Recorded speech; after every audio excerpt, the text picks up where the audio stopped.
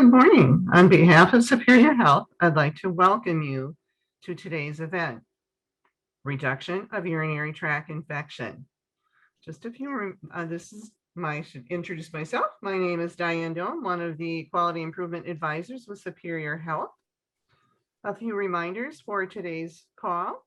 This session will be recorded and will be posted to the Superior Health YouTube channel within the next week. All attendees are muted. To ask a question of the panelists, please use the Q&A function and type in your questions. With that, I would like to introduce our speaker for today's session. Tracy Radke received her master's degree in healthcare administration from the University of Minnesota, Carlson School of Management, and is a certified Lean Six Sigma. She is a quality and process improvement specialist with the Minnesota Hospital Association with over 20 years quality improvement experience. Over the past year, she has served as a quality improvement advisor with Superior Health. Tracy, I'll turn it over to you. Thank you so much, Diane. Hello, everyone, and thank you for joining today to talk about best practices and interventions for preventing urinary tract infections. As Diane said, the presentation is being recorded, and feel free, we will have Q&A at the end, but during the presentation, if you come up with questions, please feel free to type those in the Q&A or save them to the end, and we can unmute your line so that you can ask them verbally. So our objectives today are identifying strategies to prevent urinary tract infections, indications for proper catheter use, and to describe strategies to prevent catheter-associated urinary tract infections, or also known as CAUTI. So why are we doing this? Well, over the past year, in helping many nursing homes deal with COVID, we have seen, from at least anecdotally, from our perspective with Superior Health, we have definitely seen an increase in the number of infections. And not only that, it's the leading cause of infections in long-term care. It affects your quality outcome measures, which also impacts your 5-star rating.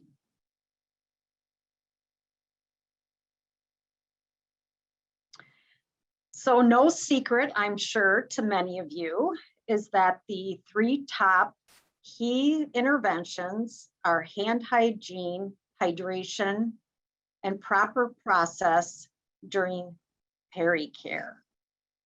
And it just so happens that not only is it Cinco de Mayo today, but it is also World Hand Hygiene Day.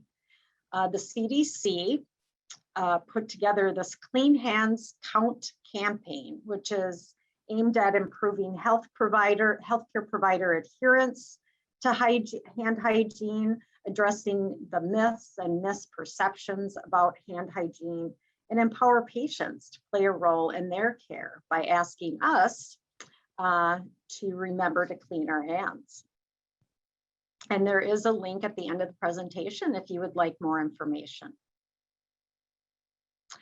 So with real estate, it's all about location, location, location. But of course, with infection prevention, it's really all about hand hygiene.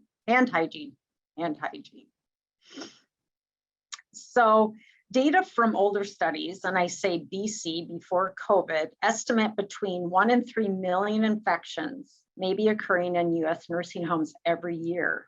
And the hands of healthcare providers are the most frequent ways that infections spread in the healthcare settings. So although your staff may be competent and know the proper process and techniques for cleaning their hands, it still requires continual random auditing and monitoring just to make sure that they are following them. It's so easy if you're feeling rushed or in a hurry, trying to maybe cut some corners to skip some of the important steps. And I also like the use of a black light or other products. Sometimes a picture is worth 1,000 words, and sometimes just them seeing those germs on their hands is more encouragement that, yeah, I may not see it, but it's there. So for almost every other common germ, and I love this diagram, it just shows the efficacy of hand hygiene across the continuum of using plain soap versus antimicrobial soap, then alcohol-based hand rub. So for almost every other common germ, including bacteria like Staphylococcus aureus and E. coli, or virus like influenza, alcohol-based hand rubs have been found to be more effective than plain or antimicrobial soap. This is important to realize because many long-term care facilities still favor washing their hands with soap and water over the use of alcohol-based hand rub. And there is a misconception, over years we've been taught the gold standard is hand washing with antimicrobial soap. But in 2002, the CDC guidelines updated, recommending that alcohol-based hand products should be the preferred hand hygiene method for almost all routine patient care activities, with the exception of C. difficile. This chart, taken from Guidelines to Effective Hydration in Aged Care Facilities, is the only resource I found where it actually splits it out over based on the patient's weight.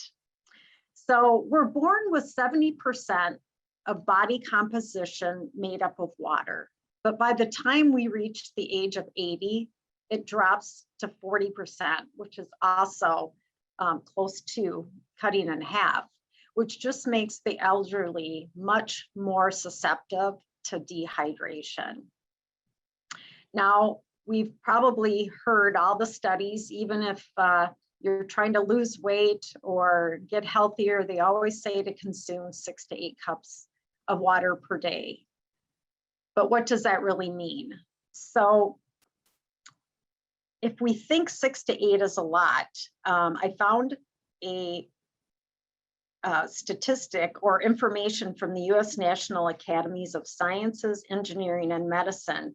They determined that adequate daily fluid intake is about 15.5 cups of fluids a day for men and 11.5 for women. Now, this is taking into consideration that 20% of our food constitutes liquid, and then the rest needs to be consumed by water or other beverages. So now if we look back to this chart, I'm just going to use this as an example. So if we have a resident who weighs 55 kilograms, which is approximately 120 pounds, that resident should consume 2 liters or approximately 8.5 cups of fluid each day.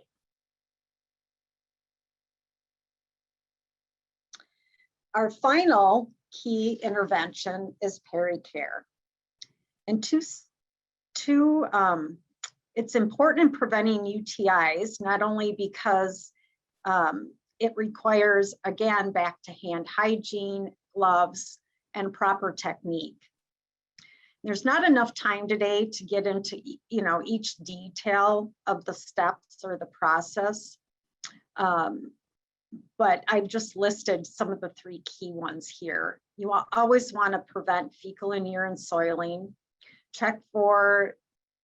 Always check for soiling in incontinent residents, and encourage frequent bladder emptying by offering assistance and toileting regularly. And finally, it still comes down to competency. You still want to make sure that staff are truly competent in this procedure. And again, there are links and information at the end where you can find additional resources on proper pericare. So in 2016, and before I jump into this, I wanted to find studies out there. It's one thing to tell you these are the 3 and we've heard them, But I still think it's important that we always look back to find, is there any new information, research, or literature on better best practices? So here is a study that was done in 2016. It was a QA project, and it was aimed at reducing resident UTIs. So through an interdisciplinary discussion that included dietary, speech therapy, nursing, and QA staff, they were able to achieve a marked reduction in UTI incidence among residents living on a 192 bed skilled nursing campus. They also reviewed MDS quality measures with a focus on understanding the triggers of UTIs, which are shown in this table. So their UTI audits found many residents were not receiving enough fluids and they were drinking sugary beverages. So they began to quantify the intake of oral fluids by creating a mealtime hydration observation sheet. And they developed a campaign called Catch the Wave. Interventions included increasing the size of drinking glasses that were provided at meals. And they also began to provide 2 glasses of fluids at each meal. So the hydration target was to replace water pitchers every 24 hours and replenish at every shift, serve water at every meal, and provide a specialty drink in replacement of maybe a snack or a nourishment pass. Hand hygiene, surprise, surprise, came up again. So the concurrent conditions they found was that there was no documentation that Pericare was being performed, especially on their independent supervision level type unit, who were and they wanted to focus on those that were at high risk. And they also found that it was unknown if they were cleaning indwelling catheters at every search or at every shift. And then finally, they identified the problem of urinary drainage systems being opened to change drainage bags. So their target goal was strictly closed indwelling urinary drainage systems.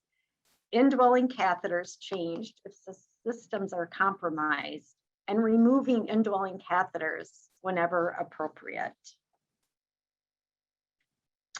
So as shown in this table, during the initial phase of the quality improvement project or process, the rate of UTIs per 1,000 beds was reduced from 2.25 in 2011 to 1.08 in 2012. And then with revised criteria for UTI prevention using McGear's criteria in 2013 and 14, they were able to decrease the incidence even more, going from down to 0.289 per 1,000 beds to 0.125. So overall, they reduced their UTIs by 7.1%.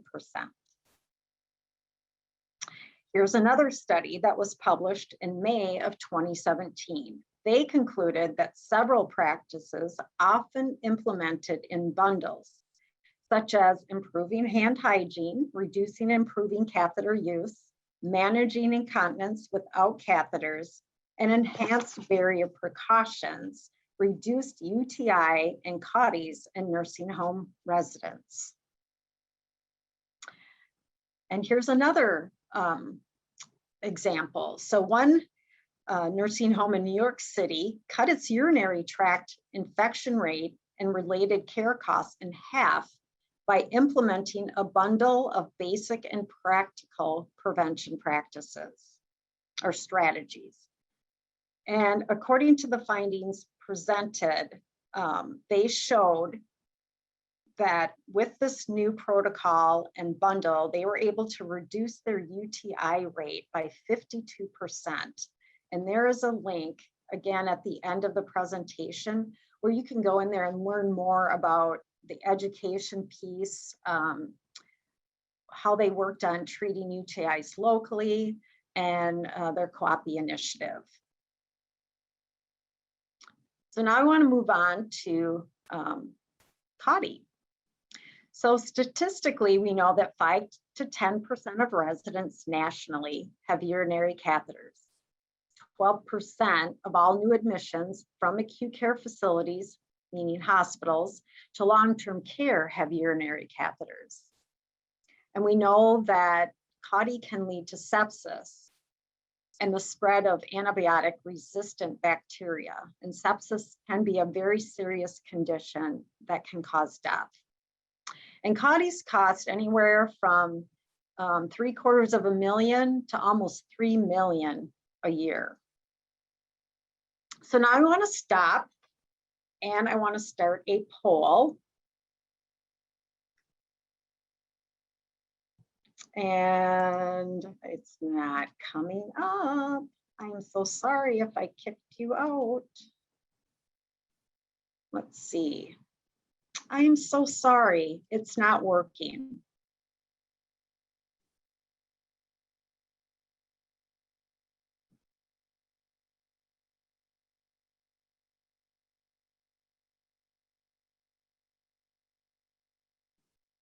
Is everyone still there? Can you hear me? We are here, Tracy, but we're not able to see the slides. Okay, that's what I thought. Let me try this again.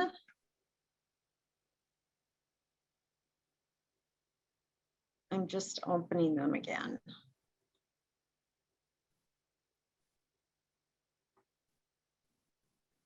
For some reason, when I tried the poll, it kicked me out completely. So I'm just going to go back to the screen, which is, I think, right here. Okay. Thank you, everyone, for your patience. So here is a question, a quiz question. Which of the following are appropriate indications for an indwelling catheter? A, bladder outlet obstruction. B, urinary incontinence. C, incontinence and sacral wound. D, end of life. Or E, transferred from hospital with catheter. So if you want, you can enter in the chat which of these are appropriate indications for a catheter.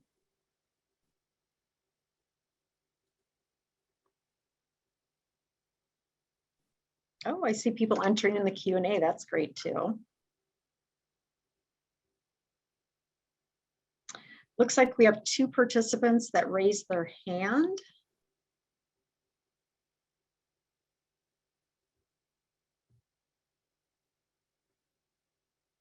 We'll just give a few more seconds to let people put their answers in the chat, and then I'll give Tracy a summary of the answers. Oh, thank you, Diane.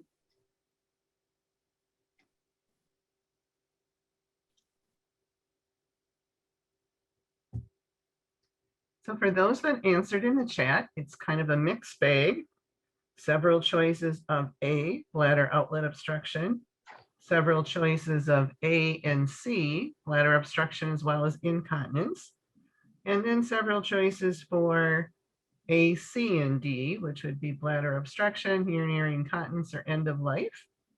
And 2 choices for C and D, which is incontinence and end of life. So a mixed bag of responses, Tracy. All right. Well, I see that Kristen, Carrie, Christine, Kelly had the right answer. So B, urinary incontinence alone is not sufficient reason for a catheter.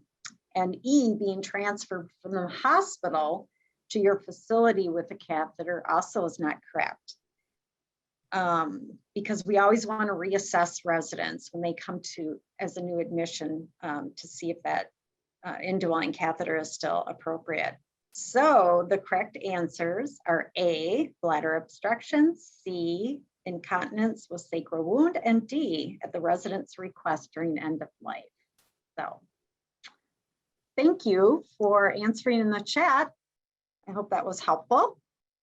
And I'm sorry the polling question didn't work. I was looking forward to that because I've never done one on my own, at least. So, All right, so here is a list for reasons you would use a catheter, urinary incontinence, but it shouldn't be that alone. There should be some other mitigating factors because you would want to just try regular toileting to prevent the incontinence whenever possible.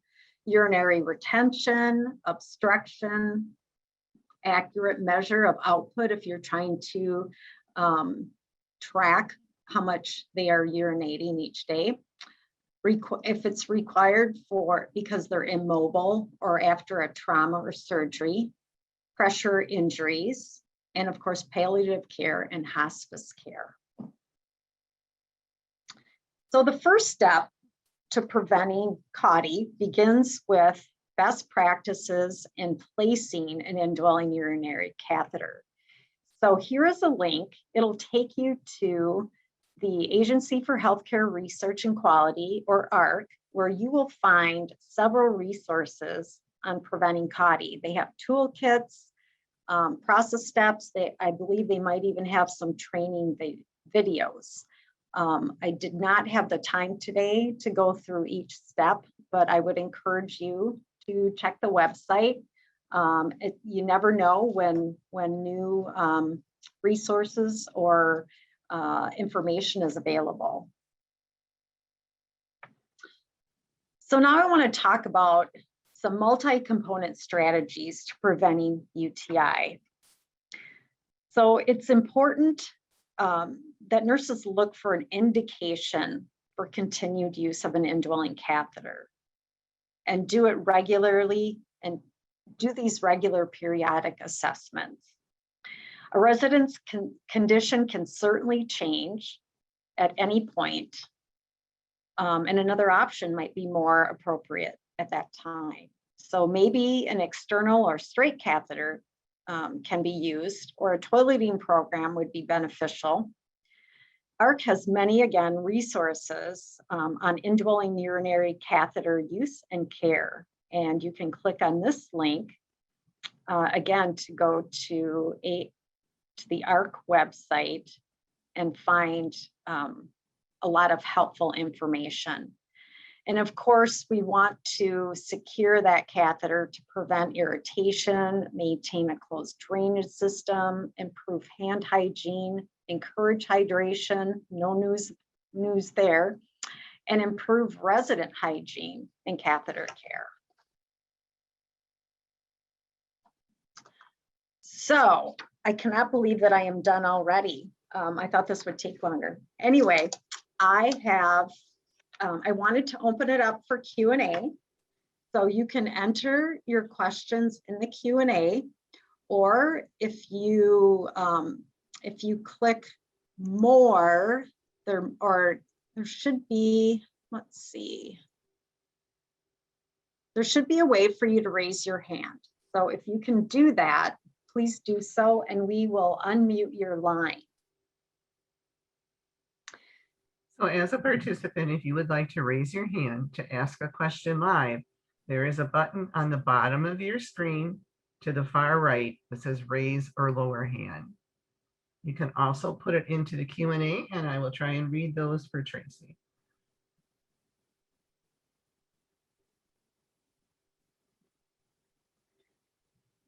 So while we're waiting for some questions to come through, I know that you learn the most from each other.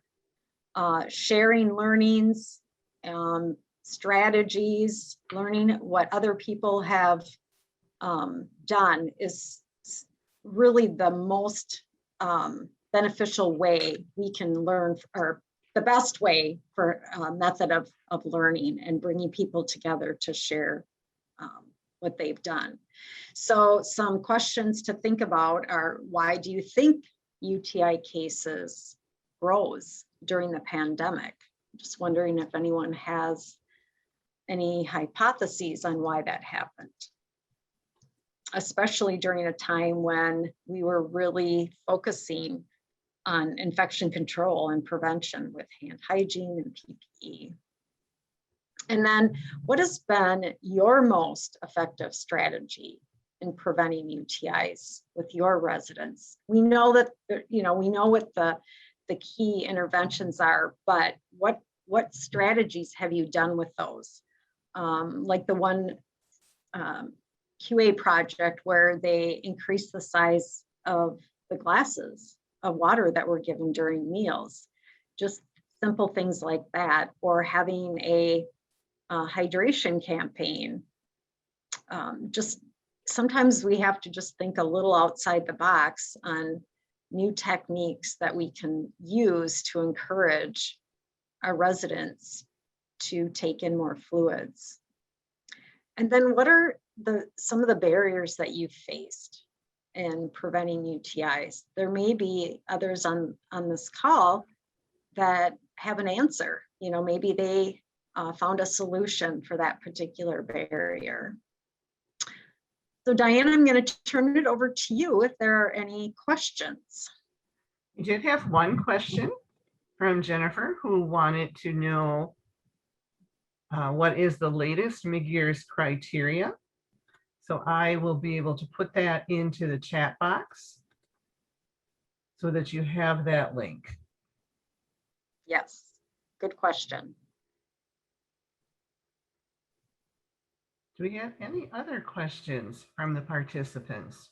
We would really love your input on things you have tried, found successful, or even not so successful. It's very important for your peers to hear things that you tried and really didn't work for you. Again, as Tracy said, what we learn from each other is really the most important portion, in my opinion, of these webinars.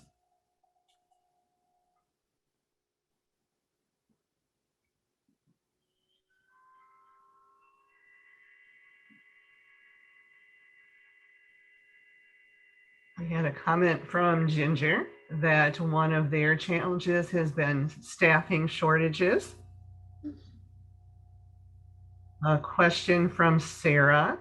How is everyone cleaning the catheter bags? If anybody would like to raise their hand so that you could answer that question live, or feel free to answer it in the chat or the Q&A.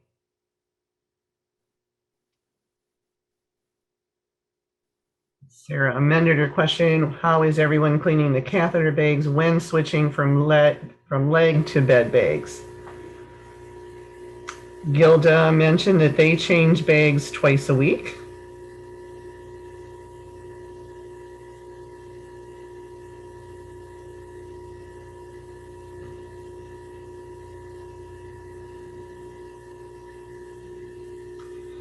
Colleen mentioned that hydration takes a long time with residents. Does anyone on the call have any tactic that people are taking to improve hydration? So in addition to what Tracy might have mentioned, is there anything else that you have found to be successful in encouraging your residents to increase their fluid intake?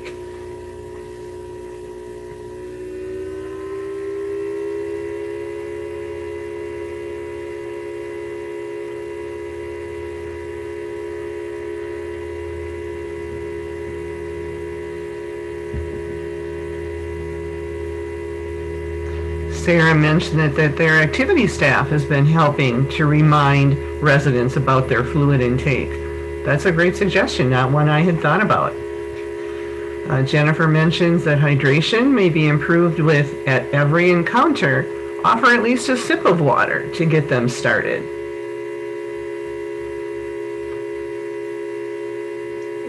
Glad too, when I was doing some of my research here to find the latest and greatest, there was one, in fact, I think it was one of the studies that I mentioned, where they used a flavored water drink, if you want to call it that.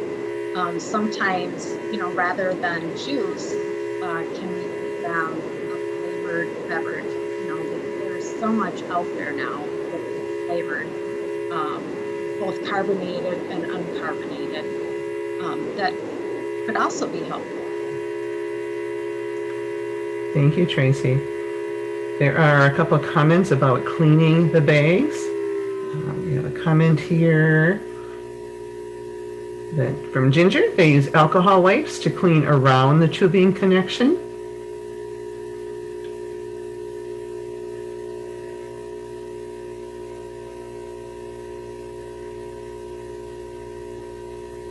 Carrie mentions that they never reuse a bag, always taking a new bag each time.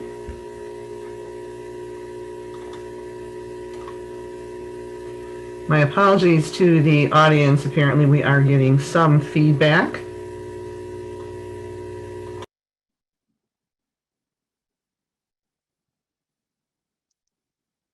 Diane has a plane that's ready to take off.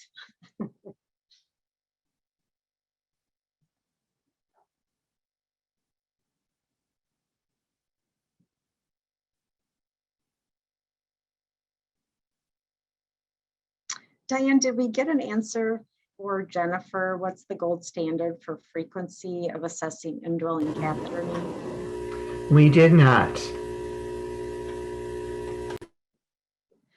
So each home probably has their own policy on how often, but to me, it should be done weekly, unless it is a patient who's maybe at end of life, or that their condition is not going to improve. But it really should be reviewed at least monthly, but I think weekly would be, to me, would be the gold standard.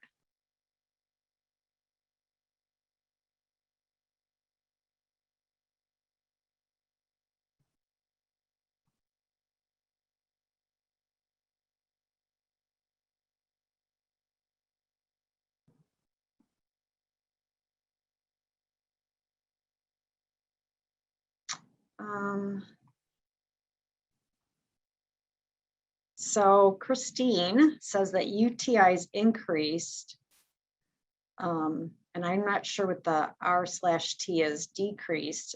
Oh, okay, due to decreased social interactions where snacks and drinks were served. That's a great, yeah, meals in rooms without water on trays. We started passing water with all trays, and that seemed to have helped. Isolation and increased pandemic related depression also played a role. So true.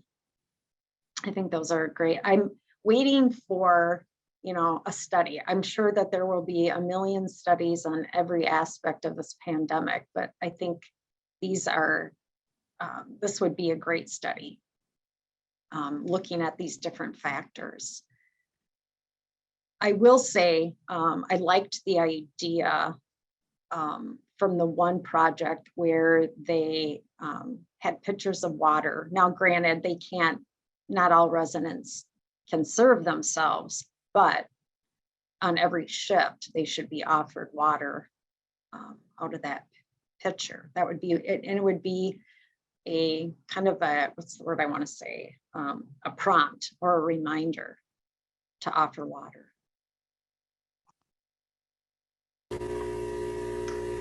Kathy also mentions that the best practice recommendations are not to change from a leg bag to a larger drainage bag for overnight due to the fact that you're opening that system twice a day to bacteria.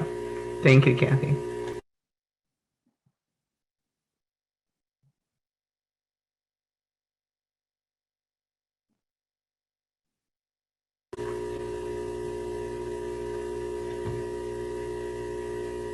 Christine mentions passing water with all trays.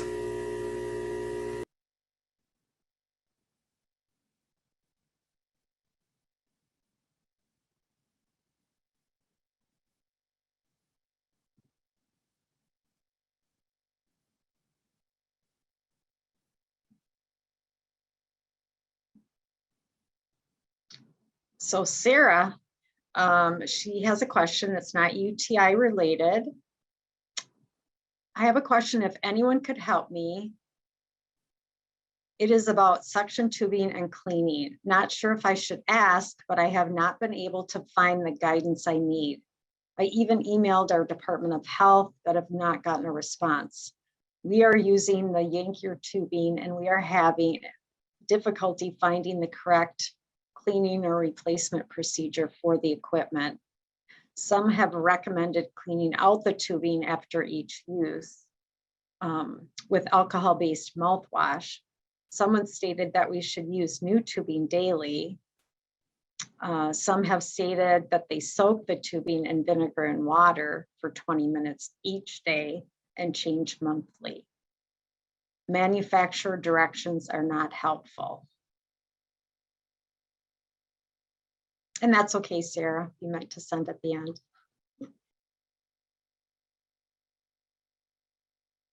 So it's interesting, the vinegar and water, usually I've seen vinegar used to remove hard water deposits. So that's kind of an interesting recommendation.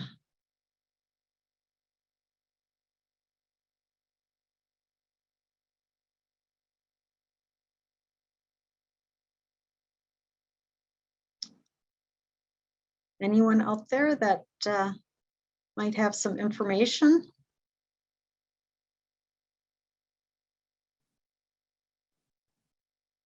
If not, we can also see what we can find after the presentation and get that to you. But I'm curious to know if anyone else has run into the same problem.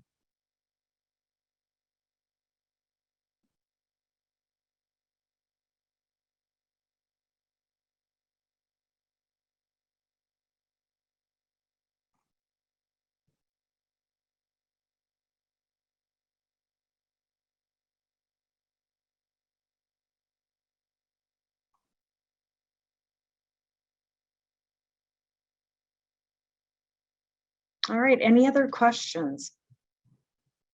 We want to hear from you.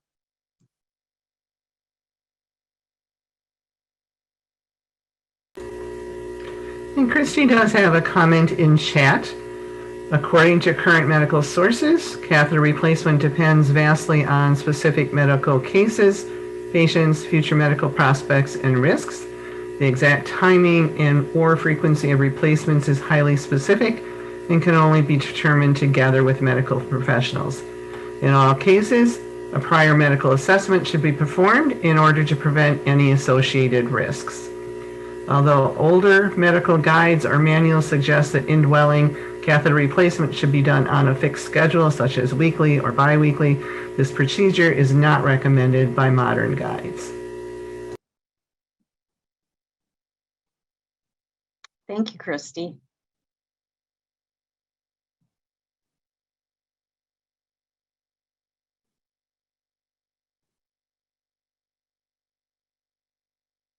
Well, please feel free to continue entering your questions or raising your hand. I'm going to go through some of these final slides. So here are the links I spoke of earlier on the ARC website. Implementing a program to reduce CAUTI and sustaining. And then each of the 3 states, Minnesota, Wisconsin, and Michigan, all have their own resources, and we added those links on here as well.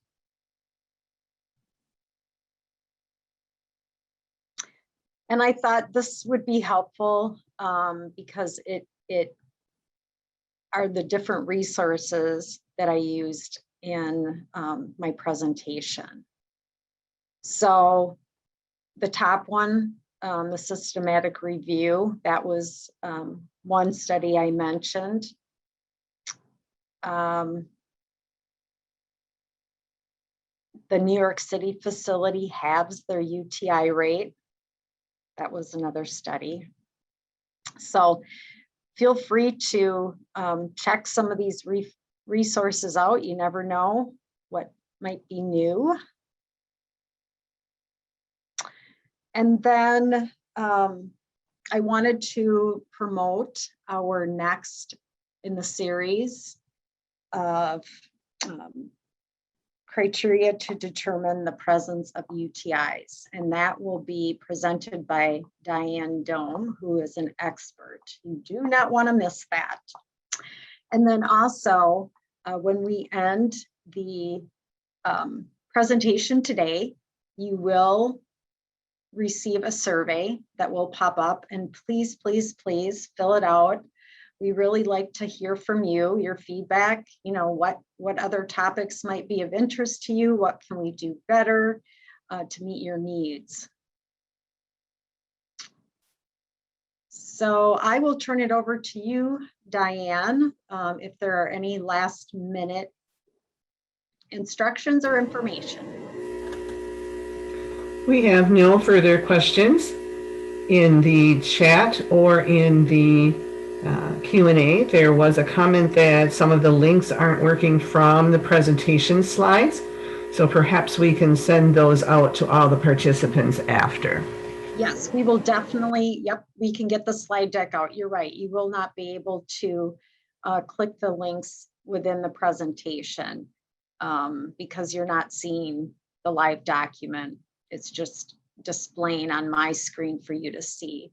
So yes, I will make sure that those go out. And maybe we can just post them along with the recording of today's session.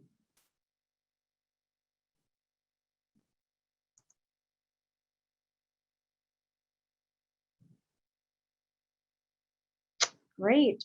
Well, thank you again for joining us. If you would please let us know if there is other information you would like to hear about. We are more than happy to share. So with that, thank you and have a great rest of your day.